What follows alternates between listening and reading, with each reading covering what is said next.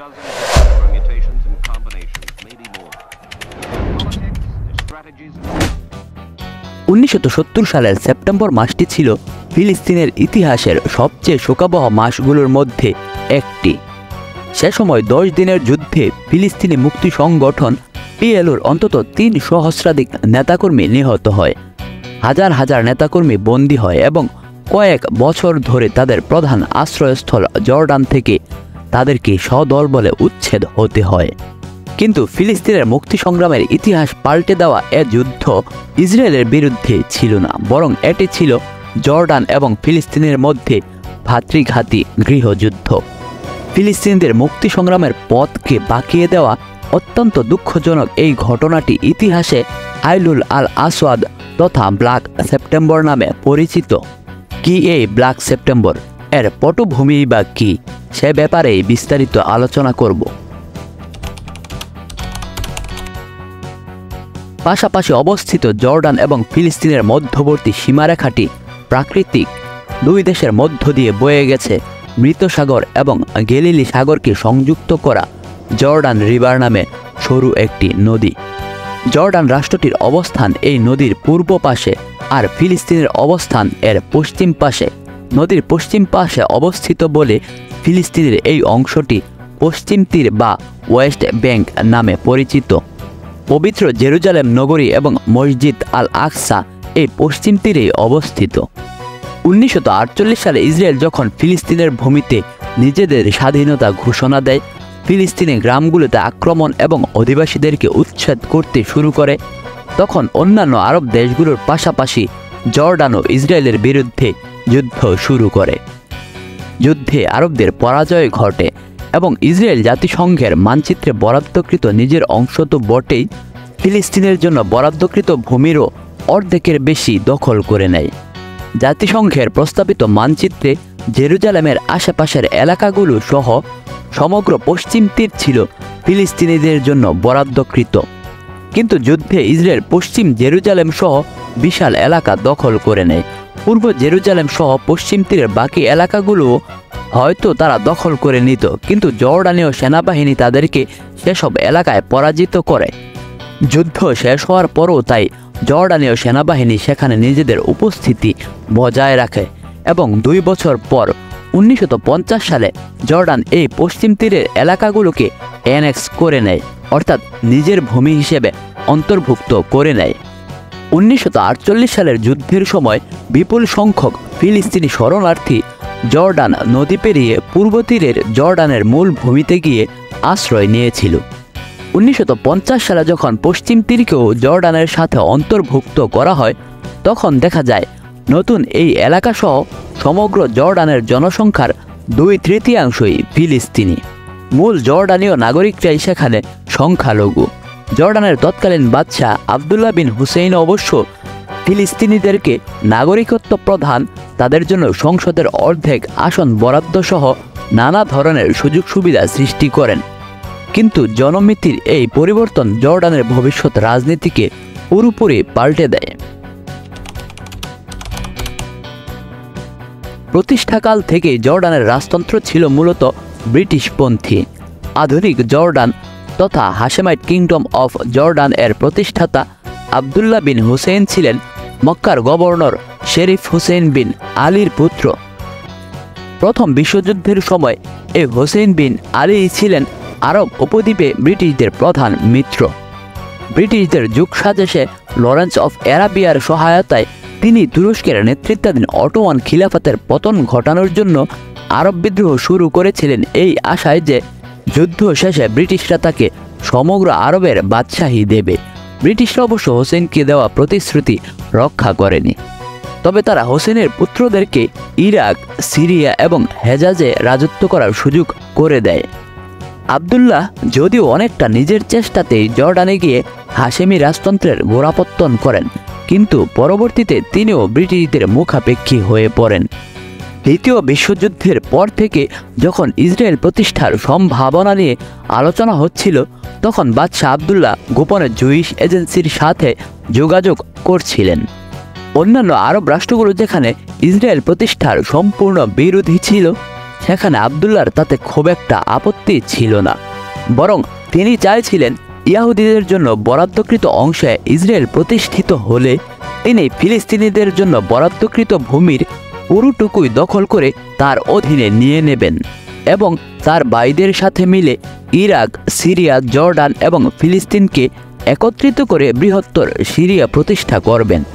কিন্তু একদিকে জায়নিস্ট নেতাদের প্রতিশ্রুতির বরখেলাপ, অন্যদিকে পার্শ্ববর্তী আরব রাষ্ট্রগুলোর চাপে শেষ পর্যন্ত তিনি ইসরায়েলের বিরুদ্ধে যুদ্ধে অংশ নিতে বাধ্য হন। তবে ইসরায়েলের প্রতি তার এই নমনীয় মনোভাব এবং গোপনে ইসরায়েলের সাথে যোগাযোগ ফিলিস্তিনিদের মধ্যে তার প্রতি অবিশ্বাসের জন্ম দেয়, যার মূল্য তাকে দিতে হয় নিজের প্রাণ দিয়ে।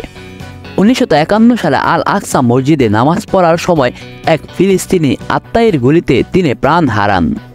তার পাশে সে সময় অবস্থান করছিলেন তার দৌহিত্র প্রিন্স হোসেন বিন তালাল।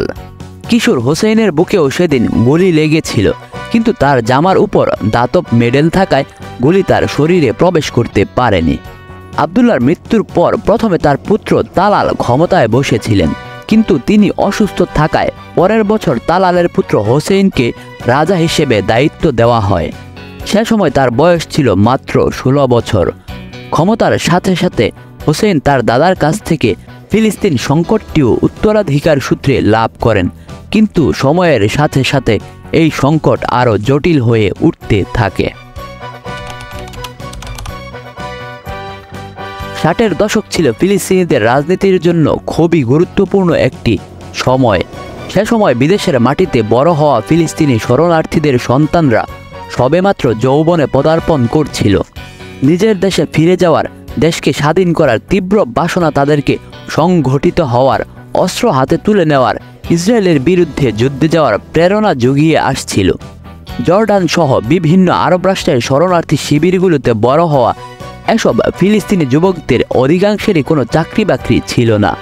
তাদের সময় কাটত শরণার্থী শিবিরগুলোতে পত্রিকা পড়ে, রেডিওর সংবাদ শুনে আর মিশরের প্রেসিডেন্ট জামাল আব্দুল নাসেরের বিপ্লবী ভাষণ শুনে। 1956 সালে ইসরায়েলের বিরুদ্ধে আংশিক সাফল্য তখন নাসেরকে আরব জাতীয়তাবাদী মহানায়কে পরিণত করেছিল। তার ভাষণগুলো উদ্দীপ্ত করতে থাকে এই ফিলিস্তিনি তরুণদেরকেও।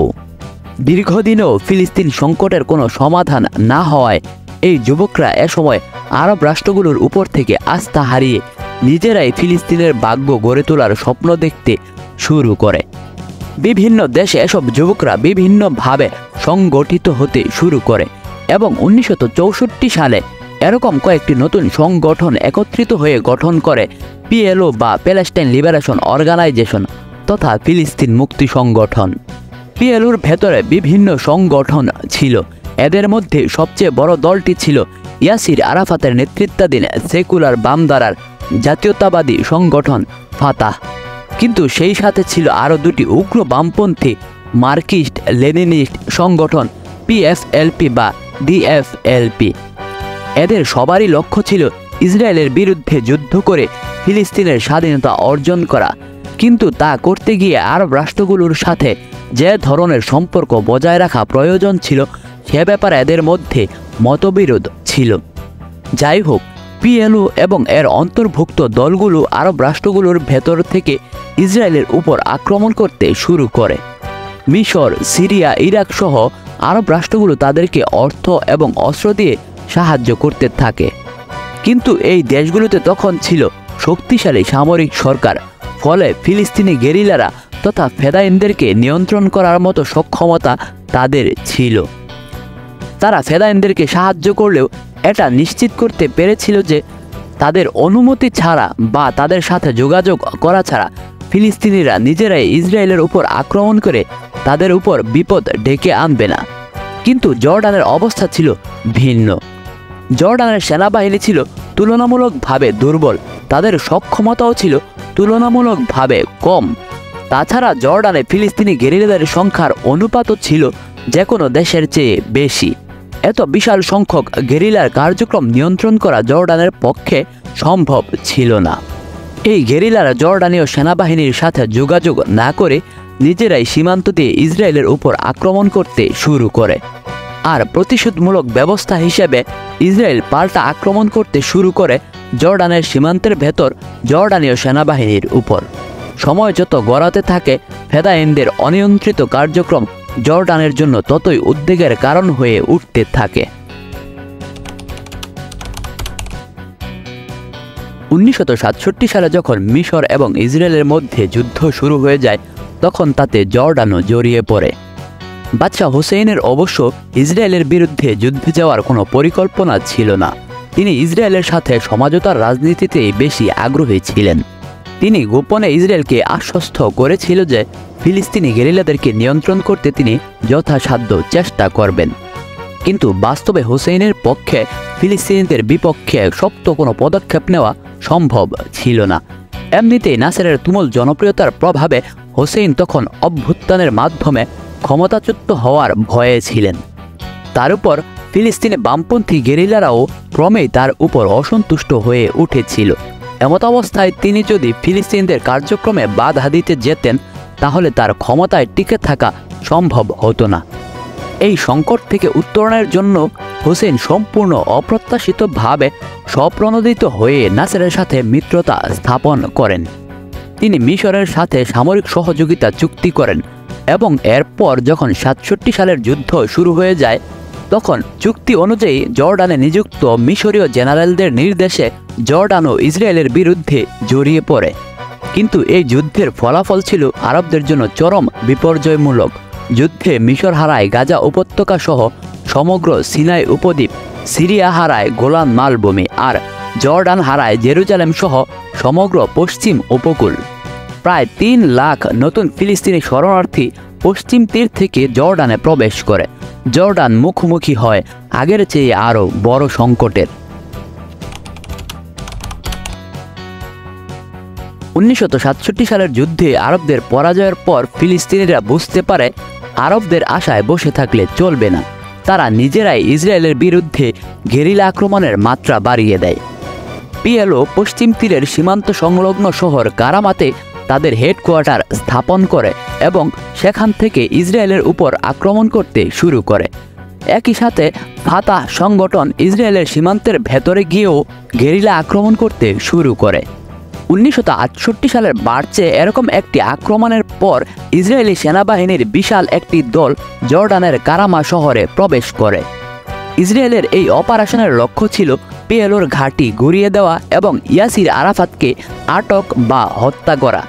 কিন্তু অন্যান্যবারের মতো এবার ফিলিস্তিনিরা পিছিয়ে না গিয়ে ইয়াসির আরাফাতের নেতৃত্বে তীব্র প্রতিরোধ গড়ে তোলে। এমনিতে জর্ডান হয়তো এই অপারেশনে বাধা দিত না, কিন্তু ইসরায়েলের বিশাল বাহিনী দেখে তাদের ধারণা হয় তারা হয়তো জর্ডানের আরও গভীরে প্রবেশ করবে। ফলে জর্ডানীয় সেনাবাহিনীও পিএলওর সাথে কাঁধে কাঁধ মিলিয়ে যুদ্ধে যোগ দেয়। ব্যাটেল অফ কারামা নামে পরিচিত 1968 সালের 21শে মার্চের সেই যুদ্ধটি 15 ঘন্টা স্থায়ী হয়। দিন শেষে ফিলিস্তিনি এবং জর্ডানের আহত নিহতের সংখ্যা বেশি হলেও ইসরায়েলও ব্যাপক ক্ষয়ক্ষতির শিকার হয়। 30 জন সৈন্যের মৃত্যুর পর শতাধিক আহত সৈন্য নিয়ে বেশ কিছু ট্যাঙ্ক, সজোয়া যান এবং অস্ত্রশস্ত্র ফেলে ইয়াসির আরাফাতকে আটক করার আশা ছেড়ে দিয়ে তারা পিছু হটে। ফেদাইনরা নিজেদেরকে বিজয়ী বলে ঘোষণা করে। 67 সালের যুদ্ধের পরাজয়ের পর পিএলওর জন্য তো বটেই, মনোবল হারিয়ে ফেলা হতাশ আরবদের জন্যও এটা ছিল বিশাল অর্জন। ইয়াসির আরাফাত এবং পিএলওর জনপ্রিয়তা গগনচুম্বী হয়ে ওঠে। ফাতার দাবি অনুযায়ী যুদ্ধের 48 ঘন্টার মধ্যেই 5000 নতুন স্বেচ্ছাসেবী ফাতাহ সংগঠনে যোগ দেওয়ার জন্য আবেদন করে। অন্যান্য আরব দেশ থেকে পিএলওর প্রতি অর্থ এবং অস্ত্র সাহায্য আসতে থাকে এবং দুর্বল জর্ডান রাষ্ট্রের ভেতরে পিএলও হয়ে উঠতে থাকে রাষ্ট্রীয় বাহিনীর চেয়েও শক্তিশালী। 1968 সালের মার্চে ব্যাটল অফ কারামায় বিজয়ের পর থেকেই জর্ডানে ফিলিস্তিনি ফেদাইনদের সংখ্যা উত্তরোত্তর বৃদ্ধি পেতে থাকে। প্রথম দিকে তারা শুধু ট্রেনিং ক্যাম্পে এবং জনবহুল শহরগুলো থেকে দূরে অবস্থিত শরণার্থী শিবিরগুলোর ভেতরেই অবস্থান করত, কিন্তু সংখ্যা বাড়ার সাথে সাথে তারা রাজধানী আম্মান সহ বিভিন্ন এলাকায়ও ছড়িয়ে পড়তে থাকে। অস্ত্র হাতে থাকা নিয়ন্ত্রণহীন এসব মিলিশিয়ারা জর্ডানের আইন অমান্য করে আইনশৃঙ্খলা বাহিনীর পরোয়া না করে রাজধানী আম্মান সহ বিভিন্ন শহরে স্বেচ্ছাচারিতা প্রদর্শন করতে থাকে। তারা আইন নিজের হাতে তুলে নিতে শুরু করে, নিজেদের খেয়াল খুশি মতো রাস্তাঘাটে চেকপয়েন্ট বসিয়ে জর্ডানীয় নাগরিকদের হয়রানি করতে শুরু করে, এমনকি নিজস্ব ইউনিফর্ম এবং বিচার ব্যবস্থাও চালু করে। আক্ষরিক অর্থেই তারা হয়ে ওঠে রাষ্ট্রের ভেতরে রাষ্ট্র। এ সময়ে তাদের দ্বারা লুটপাট, ছিনতাই, অপহরণ এবং হত্যাকাণ্ডের সংখ্যা অস্বাভাবিকভাবে বেড়ে যায়। এমনকি বেশ কিছু ধর্ষণের ঘটনাও ঘটে, যা আরব বিশ্বে সাধারণত বিরল। পিএলওর ভেতরে থাকা উগ্র বামপন্থী আদর্শে প্রভাবিত দলগুলো এ সময় ধনী জর্ডানীয়দের ব্যক্তিগত সম্পত্তিরও নিয়ন্ত্রণ নিতে শুরু করে। জর্ডানীয়দের মধ্যে, বিশেষ করে জর্ডানীয় সেনাবাহিনীর মধ্যে ফেদাইনদের বিরুদ্ধে তীব্র ক্ষোভ সৃষ্টি হতে থাকে। দুই পক্ষের মধ্যে ছোটখাটো সংঘর্ষ নিয়মিত ব্যাপার হয়ে দাঁড়ায়। অভিযোগ আছে, ফিলিস্তিনিদেরকে দেশছাড়া করার অজুহাত তৈরি করার জন্য এ সময় জর্ডানীয় ডিপ টেস্ট ফেদাইনদের ভেতরে নিজেদের অনুচর প্রবেশ করিয়েও বিভিন্ন নাশকতা চালিয়েছিল। পিএলওর প্রধান হিসেবে ইয়াসির আরাফাত ফেদাইনদেরকে নিয়ন্ত্রণ করার চেষ্টা করেন, কিন্তু বাস্তবে ফাতার বাইরে পিএফএলপি বা ডিএফএলপির উপর তার কোনো নিয়ন্ত্রণ ছিল না। তারা প্রকাশ্যেই বাদশাহ হোসেনকে ক্ষমতাচ্যুত করার হুমকি দিতে শুরু করে। তাদের দৃষ্টিতে জর্ডানের অধিকাংশ জনগণই যেহেতু ফিলিস্তিনি, তাই দেশটির উপর তাদের অধিকারই বেশি ছিল। বরং সৌদি আরব থেকে আসা হাশেমি রাজপরিবারের বাদশাহ হোসেন ছিল তাদের দৃষ্টিতে বাহিরাগত, যাকে ইসরায়েলের স্বার্থে ব্রিটিশ এবং আমেরিকানরা ক্ষমতায় বসিয়ে রেখেছে। ফেদাইনদের দৌরাত্মে বাদশাহ হোসেন উভয় সংকটে পড়ে যান। একদিকে রাষ্ট্রের নিয়ন্ত্রণ তার হাতছাড়া হয়ে যাচ্ছিল, বিদেশি পত্রিকায় তার যোগ্যতা নিয়ে প্রশ্ন তোলা হচ্ছিল, এমনকি সেনাবাহিনীর ভেতরও তার বিরুদ্ধে ক্ষোভ তৈরি হচ্ছিল। সেনাবাহিনীর ক্ষোভ হোসেন টের পেয়েছিল অত্যন্ত অপমানজনকভাবে। সেনাবাহিনীর এক বেদুইন ইউনিট পরিদর্শনকালে হোসেন দেখতে পান কমান্ডারের ট্যাঙ্কের উপর একটি অ্যান্টেনা থেকে মহিলাদের ব্রেসিয়ার ঝুলছে। হোসেন যখন কারণ জিজ্ঞাসা করেন, তখন কমান্ডার উত্তর দেন, আমরা যদি কোনো পদক্ষেপ না নিয়ে মহিলাদের মতো বসে থাকি, তাহলে আমাদের জন্য মহিলার জামা পরাই উত্তম। হোসেন বুঝতে পারেন, তিনি যদি শীঘ্রই কিছু না করেন, তাহলে তার বিরুদ্ধে সেনা অভ্যুত্থান ঘটাও অসম্ভব কিছু না। কিন্তু অপরদিকে আরব বিশ্বের সাধারণ জনগণের মধ্যে তখনও ফেদাইনদের জনপ্রিয়তা ছিল আকাশ ছোঁয়া। জর্ডানের সাধারণ জনগণের বিশাল অংশটি তখনও ফেদাইনদের প্রতি সহানুভূতিশীল ছিল। এছাড়া সরকারের অনেক মন্ত্রীও ছিল ফিলিস্তিনি বা ফিলিস্তিনিদের প্রতি সহানুভূতিশীল। ফিলিস্তিনিদের বিরুদ্ধে কোনো অভিযান চালাতে গেলে একদিকে আরব বিশ্বে হোসেনের এক ঘরে হয়ে যাওয়ার সম্ভাবনা ছিল, অন্যদিকে জনরোষ বৃদ্ধি পেয়ে তা গণ অভ্যুত্থানে রূপ নেওয়ারও সম্ভাবনা ছিল। অসহায় বাদশাহ হোসেন অপেক্ষা করতে থাকেন এবং এমন সময় 1970 সালে এমন কিছু ঘটনা ঘটে যা হোসেনের সামনে ফিলিস্তিনিদের বিরুদ্ধে অভিযান চালানোর উপযুক্ত অজুহাত এনে দেয়। সেপ্টেম্বর মাসে তিনি সুযোগ পেয়ে যান ফিলিস্তিনিদের বিরুদ্ধে অভিযান চালিয়ে তাদেরকে জর্ডান থেকে উচ্ছেদ করার, আর এ ঘটনায় পরবর্তীতে পরিচিত হয় ব্ল্যাক সেপ্টেম্বর নামে। 1970 সালের পুরো প্রথমার্ধ জুড়ে জর্ডানীয় সেনাবাহিনীর সাথে ফিলিস্তিনি গেরিলা তথা ফেদাইনদের ছোটখাটো সংঘর্ষ হয়ে আসছিল। জুনের 7 তারিখে ফেদাইনরা জর্ডানীয় গোয়েন্দা সংস্থা মুকাবারাতের হেডকোয়ার্টার লক্ষ্য করে গুলি চালায়। বাদশাহ হুসেইন যখন হেডকোয়ার্টার পরিদর্শন করতে যান, তখন তার গাড়িবহর লক্ষ্য করেও গুলিবর্ষণ করা হয়। হুসেইন বেঁচে যান, কিন্তু তার এক দেহরক্ষী নিহত হয়। প্রতিশোধমূলক ব্যবস্থা হিসেবে সেনাবাহিনীর বেদুইন ইউনিট ফিলিস্তিনের 2টি ক্যাম্পে অভিযান চালালে তা রক্তক্ষয়ী যুদ্ধে রূপ নেয়। সেনাবাহিনীর সাথে ফেদাইনদের এই যুদ্ধ 3 দিন পর্যন্ত স্থায়ী হয়। নিহত হয় অন্তত 300 জন আর আহত হয় আরও 700 জন। জুলাই মাসে মিশরের প্রেসিডেন্ট জামাল আব্দুল নাসের আমেরিকার প্রস্তাবিত শান্তি প্রস্তাব মেনে নিয়ে ইসরায়েলের বিরুদ্ধে ওয়ার অফ অ্যাট্রিশন বন্ধে সম্মত হলে পরিস্থিতি আরও জটিল হয়ে ওঠে। ফিলিস্তিনিরা রাজধানী আম্মানে বিশাল সমাবেশ করে। তারা নাসেরের বিরুদ্ধে বিভিন্ন অপমানজনক স্লোগান দেয়। ক্ষুব্ধ নাসের ফিলিস্তিনিদেরকে নিয়ন্ত্রণে আনার জন্য বাদশাহ হোসেনকে উপযুক্ত ব্যবস্থা গ্রহণ করার ইঙ্গিত দেন। হোসেনের পথের সামনে থেকে প্রথম বাধা অপসারিত হয়ে যায়, কিন্তু তারপরও তিনি অপেক্ষা করতে থাকেন আরও উপযুক্ত সুযোগের জন্য। আর সে সুযোগই চলে আসে সেপ্টেম্বর মাসে। সেপ্টেম্বরের 1 তারিখে বাদশাহ হোসেন যখন তার কায়রো ফেরত কন্যা আলিয়াকে অভ্যর্থনা জানাতে আম্মান এয়ারপোর্টে যাচ্ছিলেন, তখন তার গাড়ি বহরের উপর আবারও হামলা হয়। এটি ছিল মাত্র 3 মাসের মধ্যে তার উপর দ্বিতীয় হত্যা চেষ্টা, এবং আবারও শুরু হয় সেনাবাহিনীর সাথে ফেদাইনদের যুদ্ধ। কিন্তু এই যুদ্ধ শেষ হওয়ার আগেই 6 সেপ্টেম্বর এমন নাটকীয় ঘটনা ঘটে যার জন্য কেউ প্রস্তুত ছিল না। পিএলওর অঙ্গ সংগঠনগুলোর মধ্যে সবচেয়ে বিপ্লবী চরিত্রের একটি দল ছিল মার্কিস্ট লেনিনিস্ট আদর্শধারী পিএলএফপি তথা popular front for the liberation of Palestine. সংগঠনটির সহ-প্রতিষ্ঠাতা ওয়াদি হাদ্দাদ ছিলেন বিমান ছিনতাইয়ের মাস্টার মাইন্ড।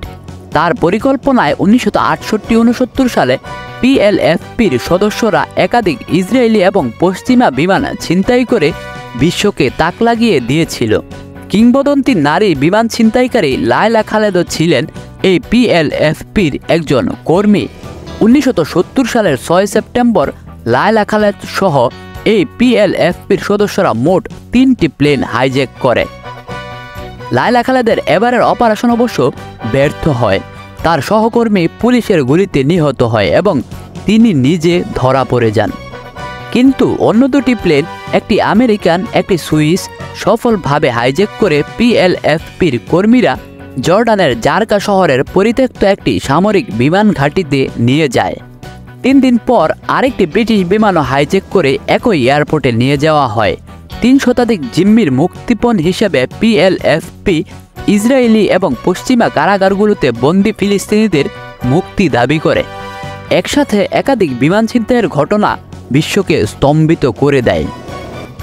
আন্তর্জাতিক চাপের মুখে জর্ডানের সেনাবাহিনী ডওসন্স ফিল্ড নামের বিমানবন্দরটি ঘিরে ফেলে, কিন্তু ওয়াদি হাদ্দাদ পিছু হটার মানুষ ছিলেন না। তিনি জর্ডানের সেনাবাহিনীর চিফ অফ স্টাফকে হুমকি দেন তার বাহিনী যদি পিছু না হটে তাহলে তিনি প্লেনগুলো বোমা মেরে উড়িয়ে দেবেন। এবং জর্ডানীয় বাহিনী যখন পিছু হটতে অস্বীকার করে তখন সত্যি 12 সেপ্টেম্বর তিনি যাত্রীদেরকে বের করে সাংবাদিকদের টিভি ক্যামেরার সামনে প্লেন 3টি বোমা মেরে উড়িয়ে দেন। পিএলএফপির এই নাশকতার ঘটনা বাদশাহ হোসেনের সামনে এক বিরল সুযোগ এনে দেয়।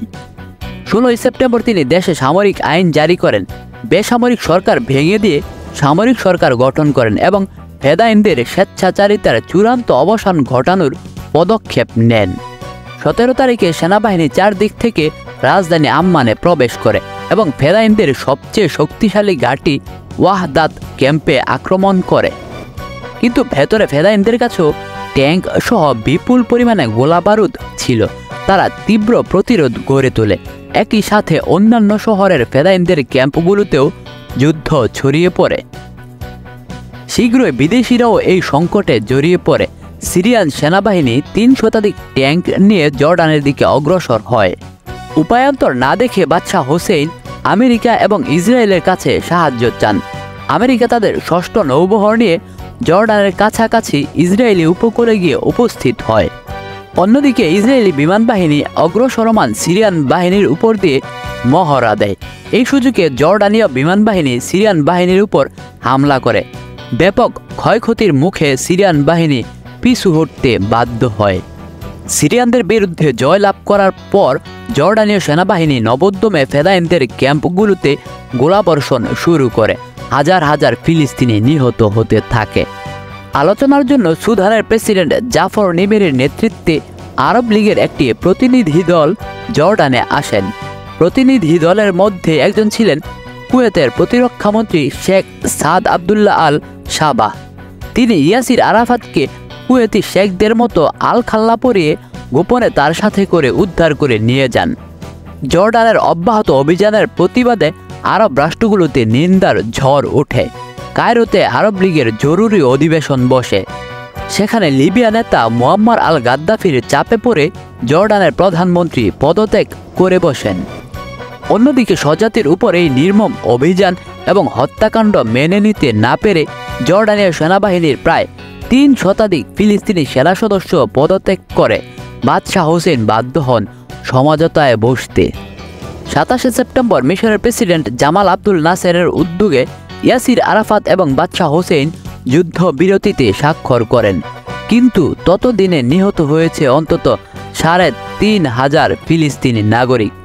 ইয়াসির আরাফাত অবশ্য প্রথমে 20,000 এবং পরে 10,000 নিহতের অভিযোগ তুলেছিল, কিন্তু ফাতার অন্যান্য নেতাদের মতে এই সংখ্যা ছিল অতিরঞ্জিত। বাস্তবে তাদের হিসেবে এই সংখ্যা 5-6 হাজারের বেশি না। অন্যদিকে জর্ডানীয় সেনাবাহিনীর নিহতের সংখ্যা ছিল 5 শতাধিক।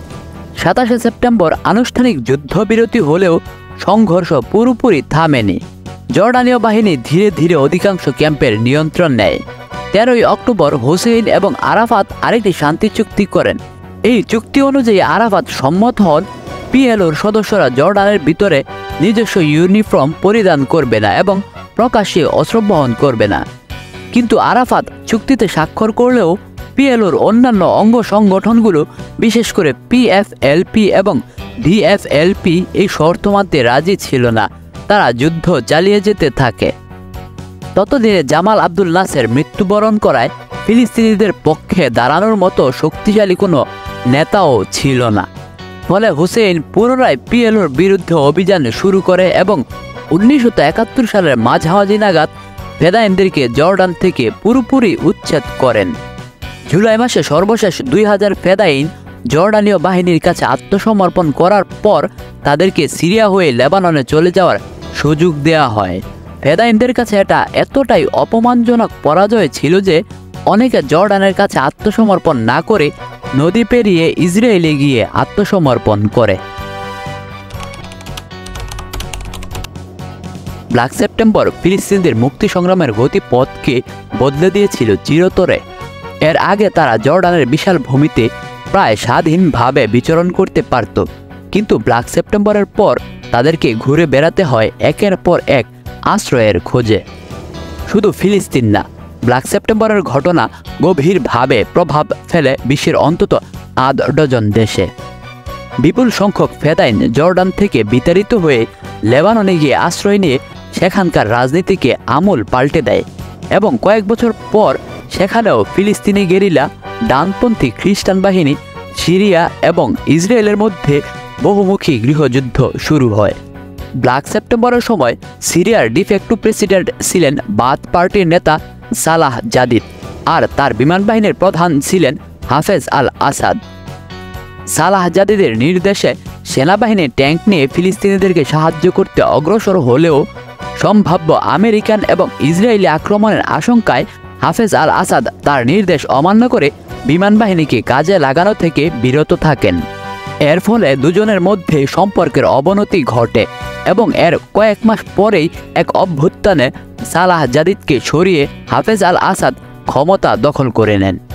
ব্ল্যাক সেপ্টেম্বরের রক্তক্ষয়ী সংঘর্ষ হয়তো আরও দীর্ঘদিন চলতে পারত, কিন্তু মিশরে আরব লীগের বৈঠকে প্রেসিডেন্ট নাসের উভয় পক্ষকে চাপ দিয়ে সমঝোতায় আসতে বাধ্য করেন।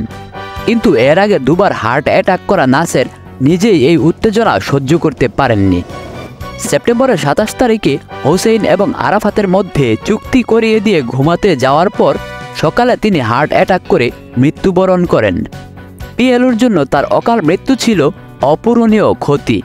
তার পরবর্তী প্রেসিডেন্ট আনোয়ার সাদাত ক্ষমতায় আসার পর থেকেই ইসরায়েলের সাথে শান্তি স্থাপনের চেষ্টা শুরু করেন এবং পরবর্তীতে তা বাস্তবায়নও করেন।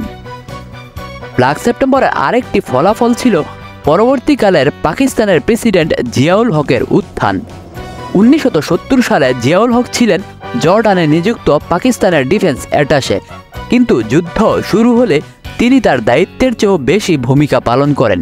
বাদশাহ হোসেইন তার নিজের সেনাবাহিনীর ফিলিস্তিনিদের প্রতি অনুগত কমান্ডারদের উপর পুরোপুরি ভরসা করতে পারছিলেন না।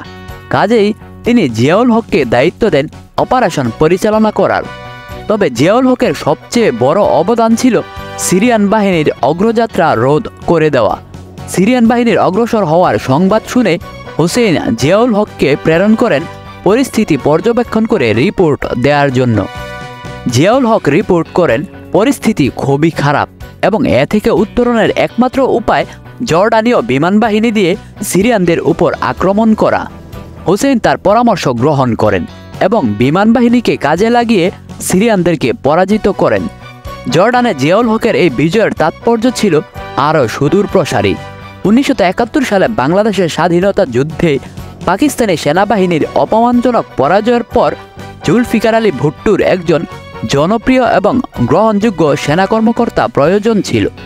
এ সময় বাদশাহ হুসেইনের পরামর্শে তিনি জিয়াউল হককে তার সাফল্যের জন্য পদোন্নতি দিয়ে সামনে নিয়ে আসেন। পরবর্তী বছরগুলোতে তিনি জিয়াউল হককে একের পর এক আরও পদোন্নতি দিয়ে সেনাবাহিনীর চিফ অফ স্টাফ পদে দায়িত্ব দেন এবং এরপর 1977 সালে জিয়াউল হক নিজেই ভুট্টোকে সরিয়ে ক্ষমতা দখল করেন। পরবর্তীতে তার আমলে ভুট্টোকে ফাঁসিতে ঝুলানো হয়। ব্ল্যাক সেপ্টেম্বরের আরেকটি ফলাফল ছিল ব্ল্যাক সেপ্টেম্বর সংগঠনের আত্মপ্রকাশ। যুদ্ধে পরাজয়ের পর ফাতাহ সংগঠনের এক নেতা আবু আইয়াদ প্রতিশোধ গ্রহণের জন্য নতুন একটি সংগঠন প্রতিষ্ঠা করেন। সংগঠনটির নামও রাখা হয় ব্ল্যাক সেপ্টেম্বর। তারা জর্ডান থেকে ফিলিস্তিনিদেরকে উচ্ছেদের জন্য জর্ডানের প্রধানমন্ত্রী ওয়াসফি আল তালকে প্রধান অপরাধী হিসেবে সাব্যস্ত করে এবং 28 নভেম্বর কায়রোর একটি হোটেলের সামনে তাকে গুলি করে হত্যা করে।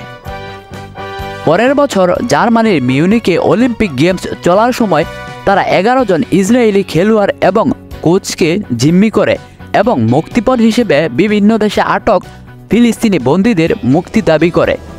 কিন্তু ইসরায়েল তাদের সাথে আলোচনায় বসতে রাজি না হওয়ায় এবং জার্মান পুলিশের অদক্ষতায় শেষ পর্যন্ত জিম্মি নাটকের রক্তাক্ত অবসান ঘটে। জিম্মিদের সবাই এবং ব্ল্যাক সেপ্টেম্বরের 5 জন সদস্য নিহত হয়।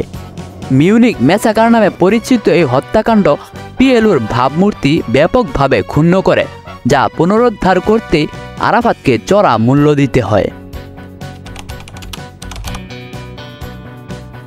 অত্যন্ত দুঃখজনক হলেও 1967 সালের যুদ্ধের পরবর্তী পরিস্থিতিতে পিএলও যেভাবে রাষ্ট্রের ভেতরে রাষ্ট্র কায়েম করছিল তাতে ব্ল্যাক সেপ্টেম্বরের মতো একটি ঘটনা অনিবার্য ছিল। এই রক্তক্ষয়ী যুদ্ধে কোনো এক পক্ষকে এককভাবে দোষারোপ করা কঠিন। একদিকে ফিলিস্তিনি গেরিলারা নিজেদের সীমা ছাড়িয়ে গিয়েছিল, অন্যদিকে জর্ডানের সেনাবাহিনীও বেসামরিক জানমালের তোয়াক্কা না করে হত্যাকাণ্ড চালিয়েছিল। তবে একথা বলাই যায়, ফিলিস্তিনি গেরিলারা যদি একাধিক দল উপদল আদর্শে বিভক্ত না হতো, যদি বিশৃঙ্খল না হয়ে সুসংগঠিত হতো, যদি জর্ডানের সার্বভৌমত্বকে সম্মান করত, যদি ইসরায়েলের বিরুদ্ধে যুদ্ধকে প্রাধান্য দেওয়ার লক্ষ্যে অন্যান্য ব্যাপারে আরও ছাড় দিত, তাহলে হয়তো পরিস্থিতি ভিন্ন হতে পারত।